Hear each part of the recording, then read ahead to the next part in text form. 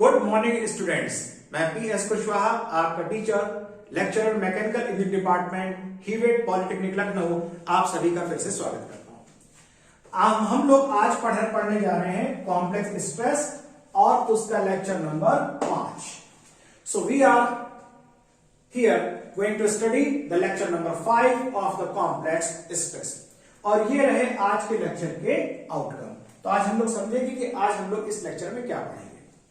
सबसे पहले हम लोग पढ़ेंगे values of theta for which the normal stress is maximum और मिनिमम। हम ये जानेंगे कि नॉर्मल स्ट्रेस की वैल्यू किस थीटा पर मैक्सिमम या मिनिमम होती है।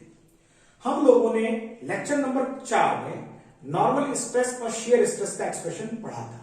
इस लेक्चर में आज हम लोग नॉर्मल स्ट्रेस किस थीटा की वैल्यू पर मैक्सिमम अथवा मिनिमम होता है उस वैल्यू को हम जानेंगे। फिर आज हम प्रिंसिपल स्ट्रेस, यानी जिसको हम लोगों ने कहा था मेजर प्रिंसिपल स्ट्रेस और माइनर प्रिंसिपल स्ट्रेस, जिसको कहा था कि एक 3 वैल्यू में एक सबसे बड़ी वैल्यू होती है, एक सबसे छोटी वैल्यू होती है। तो अब हम उस सबसे बड़ी वैल्यू और सबसे छोटी वैल्यू को जानेंगे, और यह भी जानेंगे कि सबसे बड़ी वैल्यू किस प्लेन पर होती है, किस थीटा पर, और किस थीटा में सबसे छोटी वैल्यू होती है। और उसके साथ में आज हम यह भी जानेंगे कि in case of the complex stresses, जहां पर प्रिंसिपल स्ट्रेस सबसे ज्यादा होगा अथवा सबसे कम होगा, उनको हम कौन सा प्लेन कहते थे? उनको कहते थे प्रिंसिपल प्लेन, मुख्य समतल, सबसे ज्यादा वाला या सबसे कम वाला। तो जो प्रिंसिपल प्लेन होगा, जहां पर प्रिंसिपल प्लेन पर मेजर प्रिंसिपल स्ट्रेस या माइनर प्रिंसिपल स्ट्रेस काम कर रहे होंगे, उन प्रिंसिपल प्लेन पर शियर स्ट्रेस का मान 0 होता है। तो इस लेक्चर में आज ये 3 आउटकम रहेंगे। पहली चीज कि Fn नॉर्मल स्ट्रेस, जिसको हमने लेक्चर 5 में डिराइव किया था, वो किस थीटा पे मैक्सिमम मिनिमम होता है, क्योंकि वहां पर मैंने आपको बताया था कि जो Fn का मान है वो थीटा का फलन होता है, थीटा पे निर्भर करता है। तो हम जानेंगे भाई कहां पे मैक्सिमम और कहां पे मिनिमम होगा। फिर हम प्रिंसिपल स्ट्रेस की बात करेंगे, जो हमारे इस कॉम्प्लेक्स स्ट्रेस का मेन जिसे हमें पढ़ना था वो ये है, मेजर प्रिंसिपल स्ट्रेस और minor principal stress, Fn and F2। फिर हम ये भी जानेंगे कि जहां पर प्रिंसिपल प्लेन है वहां पर शियर स्ट्रेस का मान 0 होता है। सो आज हम अब पहला टॉपिक पकड़ते हैं, values of theta for which the normal stress is 0। Okay, इसको साफ कर लेते हैं। सर्दी के दिनों में ये जो इंक होती है स्टिक कर जाती है। सो आपके पास अगर कोई उपाय हो तो मुझसे आप शेयर जरूर करिएगा। ओके, सो पहला, थीटा के किस मान पर Fn नॉर्मल स्ट्रेस की वैल्यू मैक्सिमम अथवा मिनिमम होती है। ये हमारा आज का ये पहला टॉपिक रहेगा। तो एक काम करते हैं, पहले Fn का इक्वेशन लिख लेते हैं। आपको इक्वेशन याद है? याद करिए, दिमाग पे जोर डालिए। आपने लेक्चर नंबर 4 में इसका इक्वेशन पढ़ा सकते। सो this is QXY sin 2 theta plus Fx plus Fy upon 2 plus Fx minus Fy upon 2 and cos 2 theta.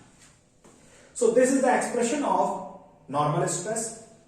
लिख लेते हैं, ये नॉर्मल स्ट्रेस है। इसी को कहते हैं लंब प्रतिबल, किसी थीटा एंड एंगल पर झुके हुए प्लेन पर जो काम कर रहा है, जबकि उस स्पेसिमेन पर Fx और Fy दो डायरेक्ट स्ट्रेस काम कर रहे हैं और QXY शेयर स्ट्रेस काम कर रहा है। हम लोगों ने मैथमेटिक्स में मैक्सिमा और मिनिमा का कॉन्सेप्ट पढ़ा रखा है, और मैक्सिमा और मिनिमा के कॉन्सेप्ट में हम लोग जानते हैं कि जो फर्स्ट डेरिवेटिव होगा वेरिएबल का dy by dx, उसको जीरो पुट करने पर हमको वो स्थितियां मिल जाती हैं जिन मान पर हमें कोई मान y का मान मैक्सिमम अथवा मिनिमम मिलेगा। तो हम मैक्सिमम मिनिमा का वही कॉन्सेप्ट इस्तेमाल करेंगे। So putting dfn upon d theta is equal to 0, यानी इस पूरे समीकरण को हम थीटा के सापेक्ष अवकलित कर देंगे और उसको शून्य के बराबर रख देंगे।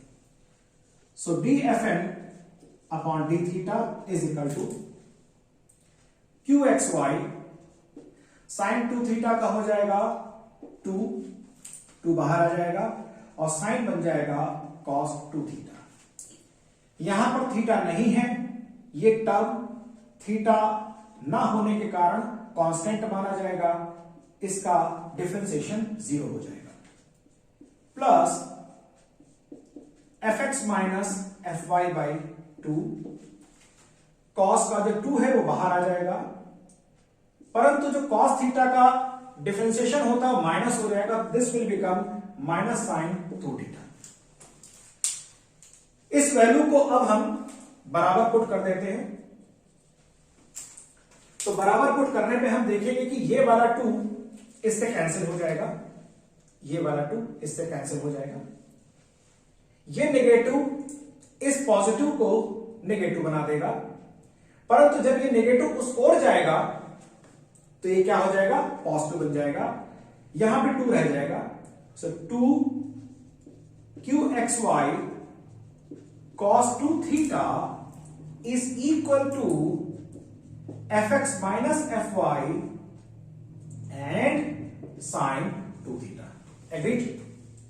अब एक काम करते हैं, cos 2 theta को sin 2 theta के नीचे ले आते हैं और इसको उठा के इधर ले आते हैं, तो इसको हम लोग यहां लिख लेते हैं। So this is 2 qxy fx minus fy sin 2 theta upon cos 2 theta, and this value is tan 2 theta, right? तो इसको यहां पे लिख लेते हैं बगल में, tan 2 theta is equal to 2qxy upon fx minus fy, और ये रही fm की वैल्यू। अब इसको साफ कर देते हैं। जैसा कि मैं आपसे पहले से भी कहता आ रहा हूं कि जब भी कोई डेरिवेशंस होते हैं तो उस पर जहां पे नोट लिखा जाता है, नोट को कुछ किताबों में authors special comments, special cases लिख देते हैं, परंतु आप मेरी पुस्तकों में पाएंगे कि उसको मैं नोट करके लिखता हूं। सो नोट का मतलब वहां पर उस डेरिवेशन का बहुत क्रिटिकल केसेस वहां पर डिस्कस होंगे। सो नोट जहां कहीं भी डेरिवेशन की बात लिखे हो, these are very important for discussion point of view, और ये नोट्स वास्तव में आपको उस डेरिवेशन का बहुत कुछ सीधे सीधे समझा देंगे। सो पहली बात तो हमको tan थीटा का मान पता लग गया, tan 2 theta is equal to 2qxy upon fx minus fy। इससे 2 एंगुलर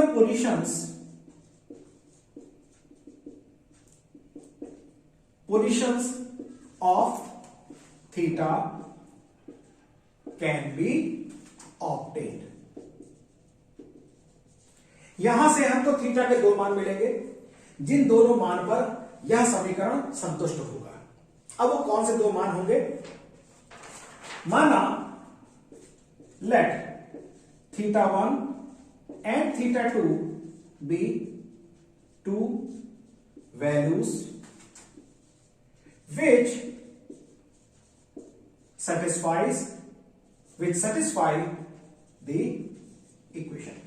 मान लीजिए थीटा 1 और थीटा 2 के वो मान 2 है ये, और जिस पर यह समीकरण संतुष्ट होता है। सो इनके बीच में संबंध सुनिएगा, theta 2 is equal to 90 plus theta 1। Theta 2 is equal to 90 plus theta 1। That means अगर इस समीकरण को संतुष्ट करने के लिए थीटा के दो मान इसको संतुष्ट करते हैं, एक थीटा 1 और एक थीटा 2, तो इनके बीच में जो संबंध होगा वो theta 2 is equal to 90 plus theta 1। अर्थात वह दो मान जो इस समीकरण को संतुष्ट कर रहे हैं, उन दोनों मान के कारण जो समतल हमको मिलेगा, एक समतल अगर थीटा 1 का है तो दूसरा वाला समतल उससे 90 डिग्री पर दूर पर हमको मिलेगा। देयरफॉर यहां लिख देते हैं, two planes having normal stress max and normal stress minimum are 90 degree apart. इसका मतलब कि वह दोनों तल जिस पर नॉर्मल स्ट्रेस की वैल्यू मैक्सिमम या मिनिमम है, वह दोनों तल एक दूसरे से 90 डिग्री दूरी पर स्थित आपको मिलेंगे। दूसरी बात, जरा इस बात को समझते हैं। मान लीजिए हमने यहां लिख लेते हैं, थीटा 1 की वैल्यू 30 डिग्री मानी, एक समतल है। So tan 2 theta 1 is equal to tan 60 degree. This is under root 3। Okay, अगर हमने थीटा 2 लिया तो वो हो गया 90 plus theta 1। This is 90 plus 30 120। अब हम अगर tan 2 थीटा 2 निकालें, that is tan 2 into 120, this is tan of 240. So tan of 240 is also 1 upon, this is under root 3.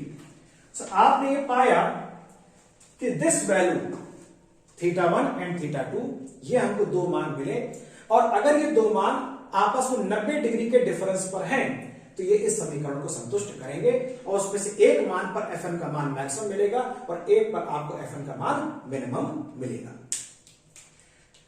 जिस पर मैक्सिमम मिलेगा उस तल को हम मुख्य समतल कहेंगे, अधिकतम मुख्य समतल। जिस पर मिनिमम मिलेगा उसको हम न्यूनतम मुख्य समतल कहेंगे।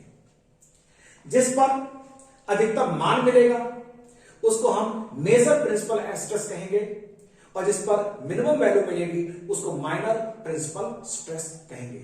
सो यहां से मेजर प्रिंसिपल स्ट्रेस और माइनर प्रिंसिपल स्ट्रेस जिसको हम निकालना चाहते थे, यहां से उसकी शुरुआत हो चुकी है। फिलहाल हमने ये सीख लिया कि किस प्लेन पर हमको मैक्सिमम वैल्यू मिलेगी और किस प्लेन पर मिनिमम वैल्यू मिलेगी, और वह दोनों प्लेन आपस में एक दूसरे के से 90 डिग्री पर स्थित। अब हम लोग पढ़ेंगे आज का दूसरा outcome, magnitude of principal stress. Magnitude of principal stress के लिए हम लोगों ने tan 2 थीटा डिराइव किया था 2qxy upon fx minus fy। जरा एक काम करते हैं, इसका ट्रायंगल बना लेते हैं। tan 2 थीटा लंब बटे आधार, this is xy and this is fx minus fy। ये हो गया 2 थीटा, और ये वैल्यू हो जाएगी fx minus fy whole square plus 4qxy whole square. So this is the triangle we have obtained from the values of the tan 2 theta. अब अगर इसका हम साइन 2 थीटा निकालें तो साइन 2 थीटा हो जाएगा, this is plus minus 2qxy under root fx minus fy whole square plus 4qxy square cos 2 theta plus minus fx minus fy upon fx minus fy whole square plus 4qxy square. अब हम fn के expression को दोबारा से यहां पे लिखते हैं। सो fn का एक्सप्रेशन क्या था, याद दिला दीजिए जरा, आपको तो याद होगा। So fn is equal to qxy sin 2 theta and plus fx plus fy upon 2 fx minus fy upon 2 and cos 2 theta, right. तो ये वैल्यू यहां पर हो गई। अब हमें करना ये है, sin 2 थीटा की वैल्यू इस जगह पर रखेंगे, cos 2 थीटा की वैल्यू इस स्थान पर रखेंगे। रख देते हैं, फिर बताते हैं। This is qxy sin 2 theta 2 qxy under root की वैल्यू नहीं लिख रहे हैं, आप समझ लीजिए अंडर रूट की वैल्यू लगी हुई है, plus fx plus fy upon 2 fx minus fy upon 2 and cos 2 theta, this is fx minus fy and whole under root। ये वैल्यू यहां पर आएगी fx minus fy whole square 4qxy square fx minus fy whole square 4qxy square. बच्चों करना क्या है, plus minus लगा लेते हैं, प्लस माइनस यहां पर प्लस और माइनस। एक बार अब आपने tan 2 थीटा की वैल्यू निकाली, tan 2 थीटा की वैल्यू को आपने ट्रायंगल में कन्वर्ट कर दिया, वहां से आपने sin 2 थीटा और cos 2 थीटा की वैल्यू निकाल ली। sin 2 थीटा की वैल्यू प्लस माइनस के साथ ये आ गई और cos 2 थीटा की वैल्यू प्लस माइनस के साथ आ गई। यह दोनों मान हमने नॉर्मल स्पेस में sin 2 थीटा और cos 2 थीटा के स्थान पर हमने रख दिए।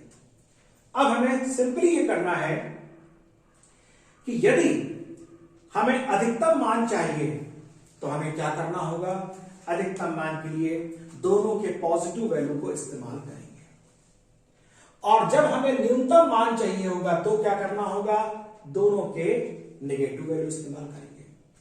सो for getting the maximum principal stress use these two values with positive sign, and for getting the minimum principal stress that is minor principal stress use these two values with negative sign। very simple। so let us see। और ये value जो है यहां पर, इसको अब हम यहां पे चेंज कर लेते हैं, क्योंकि हमने sin 2 थीटा की वैल्यू प्लस माइनस कर दी है, तो यही नॉर्मल स्ट्रेस अब ये F1 और F2 कहलाएगा। F1 और F2।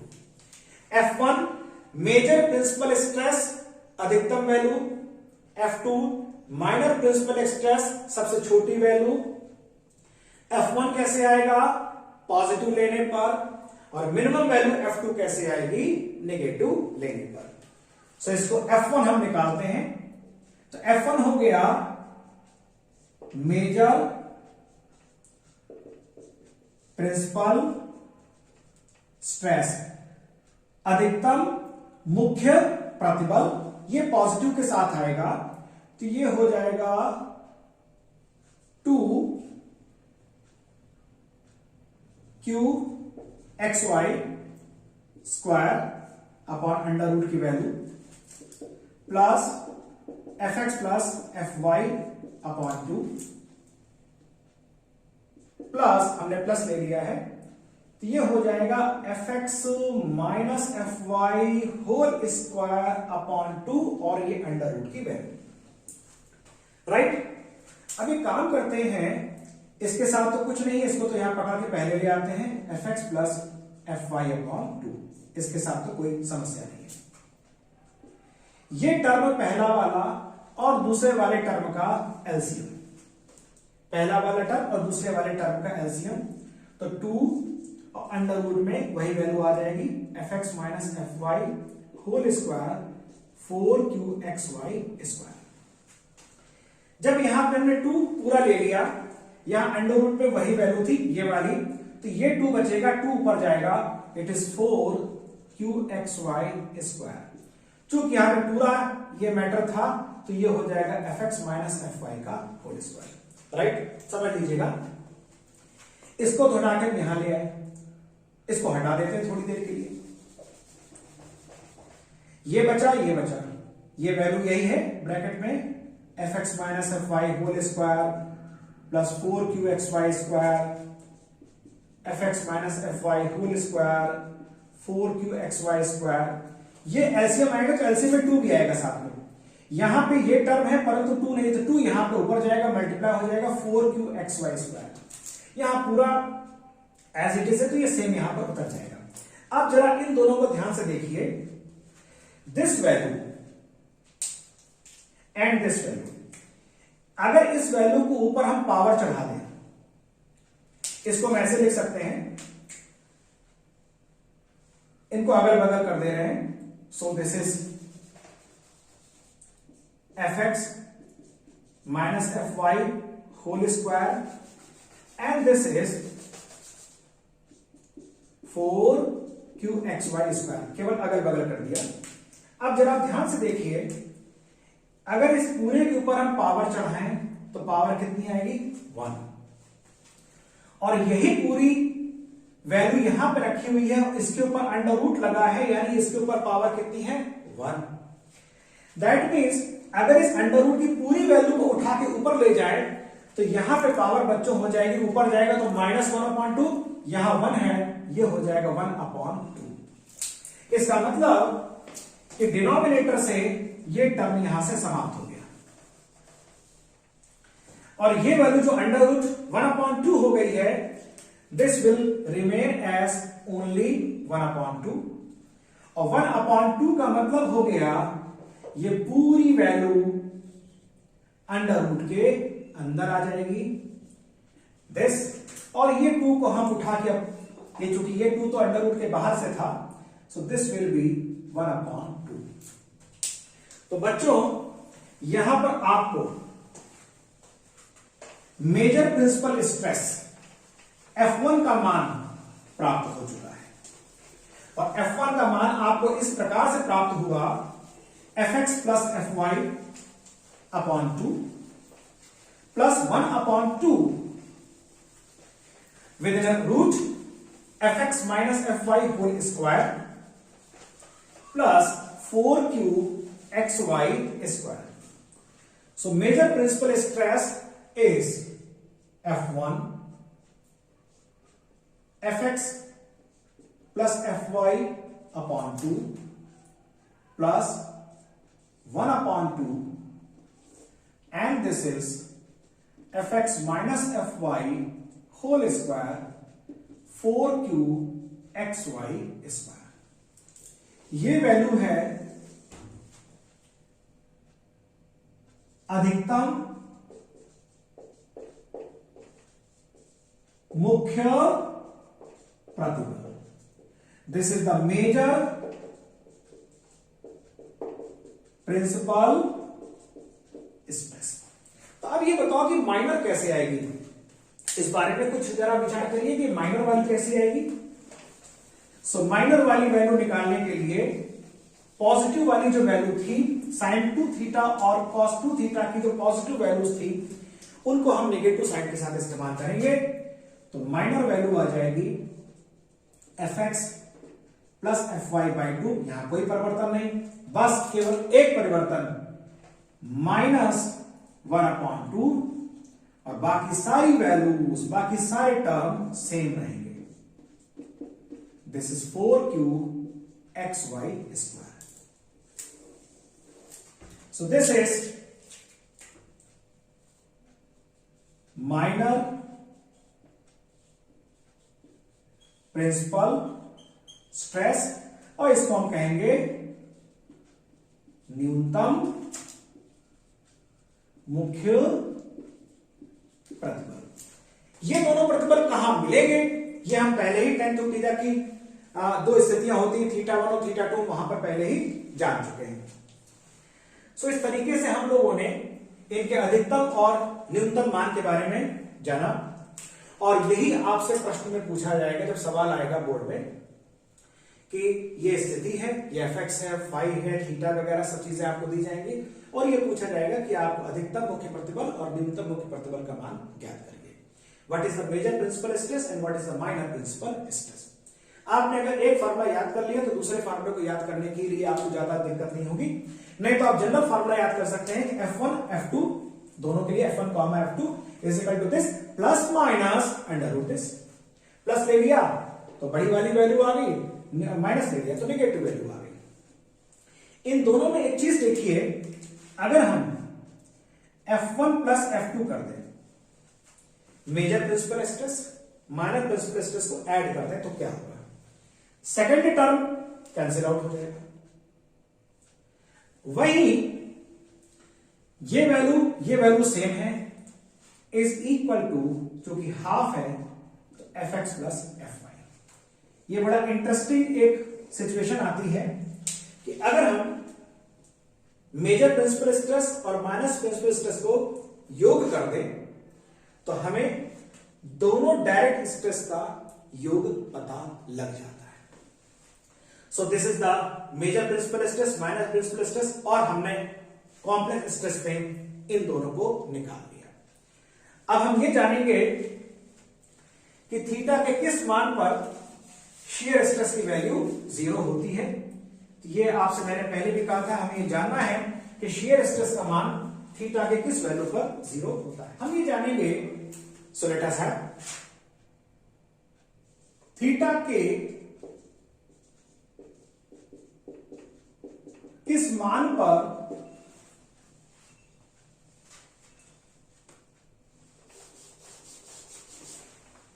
Right.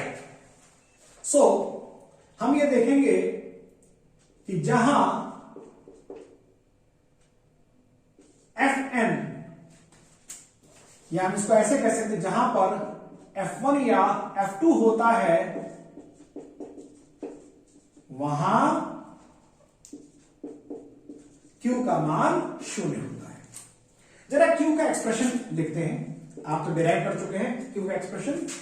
This is fx minus fy by 2 bracket 1 sin 2 theta and this is minus qxy cos 2 theta. तो हमको ये निकालना है या प्रूफ करना है कि जहां पर F1 या F2 होते हैं, अर्थात जहां पे मेजर प्रिंसिपल स्ट्रेस और माइनर प्रिंसिपल स्ट्रेस होता है, जहां पे नॉर्मल स्ट्रेस का मान अधिकतम और न्यूनतम होता है, वहां पे शियर स्ट्रेस का मान 0 होता है। ये हमको समझाना है, हमको प्रूफ करना है। तो पहले हमने कॉम्प्लेक्स स्ट्रेस में शियर स्ट्रेस का फॉर्मूला लिख लिया। शियर स्ट्रेस का मान 0 करना है तो 0 कर देते हैं, क्या समस्या है। So this fx minus fy by 2 sin 2 theta minus qxy and cos 2 theta. अब sin 2 थीटा को इधर ले आते हैं, minus fx minus fy upon 2 sin 2 theta is equal to minus qxy and cos 2 theta. Minus minus plus हो जाएगा, cos को sign के नीचे ले आते हैं, बाकी सारा सामान उठा के उधर ले जाते हैं। tan 2 theta sine upon cos, minus minus plus हो चुका है, 2 ट्रांसपोज होकर यहां से मल्टीप्लाई हो जाएगा qxy and this is fx minus fy। और जरा ये वाला tan 2 थीटा देखिएगा, tan 2 theta is equal to 2 2qxy लंब बटे आधार perpendicular upon base perpendicular 2qxy perpendicular 2qxy आधार base fx minus fy fx minus fy। ये ट्रायंगल हमने बनाया था fn के समीकरण को dfn बाई डी थीटा करके जीरो पुट करके बनाया था। वही फार्मूला जो हमको tan 2 थीटा का वहां पर आया था, वही फार्मूला हमको शेयर स्ट्रेस की वैल्यू को जीरो करने पर आ गया। इससे बात क्या साबित हुई? इससे यह बात साबित हुई कि जहां कहीं पर शेयर स्ट्रेस का मान अधिकतम F1 या न्यूनतम शेयर स्ट्रेस नॉर्मल स्ट्रेस का मान अधिकतम या न्यूनतम होता है, अर्थात जहां पर मेजर प्रिंसिपल स्ट्रेस अथवा माइनर प्रिंसिपल स्ट्रेस होते हैं, वहां पर शेयर स्ट्रेस का मान शून्य होता है। और इस बात को साबित हमने कैसे किया कि नॉर्मल स्ट्रेस Fn के समीकरण को हमने डिराइव किया, डिफरेंशिएट किया था, फिर उससे जो tan थीटा का ट्रायंगल बनाया, वही tan थीटा का मान Q की वैल्यू का जो समीकरण था शेयर स्ट्रेस का, उसमें Q को जीरो रखने पर वही tan थीटा का मान आ गया। इससे बात साबित हो गई कि मेजर प्रिंसिपल स्ट्रेस मुख्य अधिकतम मुख्य प्रतिबल, माइनर प्रिंसिपल स्ट्रेस न्यूनतम मुख्य प्रतिबल, इन दोनों जगहों पर, उन दोनों समतलों पर, यानी इनके जो समतल हैं उन समतलों पर शेयर स्ट्रेस का मान शून्य होता है। सो आई थिंक आपको इस लेक्चर 5 में किसी तरह की कोई भी समस्या इसमें आपको नहीं रहेगी। सो इस लेक्चर 5 में हम लोगों ने क्या क्या पढ़ा? एक तो हमने पढ़ा F1 और F2 की वैल्यूज निकाल ली, फिर हमने ये देख लिया कि शेयर स्ट्रेस की वैल्यू किस जगह पर जीरो होती है, और साथ में हमने ये देखा कि F1 और F2 की वैल्यू जहां पर हमको मिल रही हैं, जिन तलों पर मिल रही हैं, वो तलों का थीटा क्या है, इसके लिए हमने tan 2 थीटा का कॉन्सेप्ट लगाया था। tan 2 थीटा के लिए हमने Fn की वैल्यू को डिफरेंशिएट कर दिया था विद रिस्पेक्ट टू थीटा, उसको जीरो पुट किया using the concept of the maximum and minimum, और ये बातें हमारे सामने आ गई। नेक्स्ट लेक्चर नंबर 6 में हम लोग जब चलेंगे तो वहां पर अभी हम लोगों ने क्या निकाला है? Major principal stress, minor principal stress. इसी तरीके से मेजर शेयर स्ट्रेस और माइनर शेयर स्ट्रेस भी होते हैं। यानी ये दोनों जो मान कहां से आए? ये दोनों मान वास्तव में किसके हैं? Fn के मान है। Fn का ये वैल्यू मैक्सिमम होती है जिसको F1 कहते हैं, Fn की ये वैल्यू मिनिमम होती है जिसको F2 कहते हैं। ठीक इसी तरीके से बच्चों इसके भी दो मान होंगे, एक मैक्सिमम और एक मिनिमम, और इनको भी हम Q1 और Q2 कहेंगे। सो अगले लेक्चर में हम चलेंगे तो वहां पढ़ेंगे how we can get the maximum values of the shear stress and the minimum value of the shear stress, और बहुत सारी और इंटरेस्टिंग बातें हम लोग पढ़ेंगे। उसके बाद के लेक्चर्स में हमको मोहर सर्किल भी पढ़ना है। Till then thank you very much.